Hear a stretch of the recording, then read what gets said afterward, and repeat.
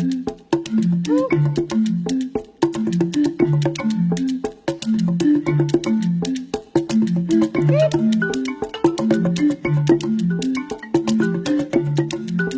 طبعا الشيء دي عندنا نظام خاص، الشيء ما بنبهرها الا بعد طنجر، عشان كده ما بتتحرق.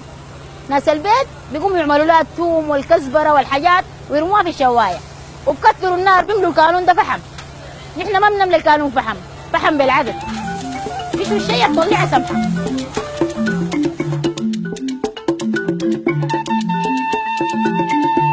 يوم السبت من كل أسبوع يوم غير عادي بالنسبة لإيمان صاحبة مطعم متخصص في تقديم وجبات الشواء، خاصة لحوم الضأن والإبل. في هذا اليوم يقصد بعض الناس سوق الموالح للمواشي.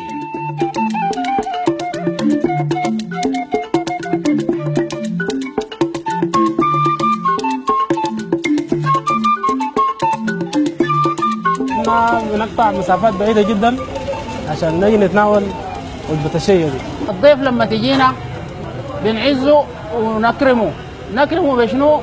أقرب بهيمة بنطبخ له ونناوله يعني وجبات جميلة وحلوة. وفي مقدمة الشيء دي عندنا وجبة رئيسية يعني يمتازوا بها الناس. لما تقدم لضيفك شيء بيعتبر نفسه يعني كرم مباهى فيه يعني جميل جدا.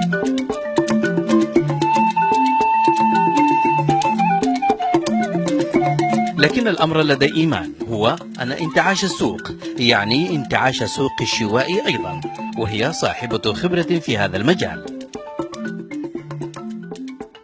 السودانيين ما بيحبوا غير اللحم، يعني الصدانة البر السودان ما بتاكل شحم ساي. اللحم السوداني أحسن لحم. أنا شغالة لي 14 سنة في الشية. لحمة الحاجة طبعا لحمة صحية، الناس كلها يعني بتكون مايلة للحم الإبل.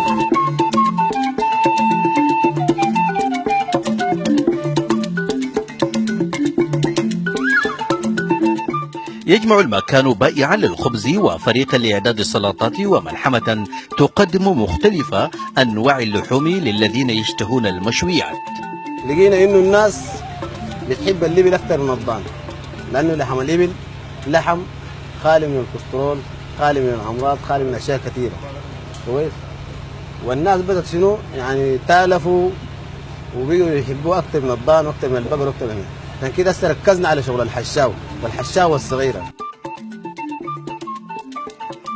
لقد أصبح وسط العاصمة الخرطوم أشبه بالريف، ولم تعد المسافات بعيدة.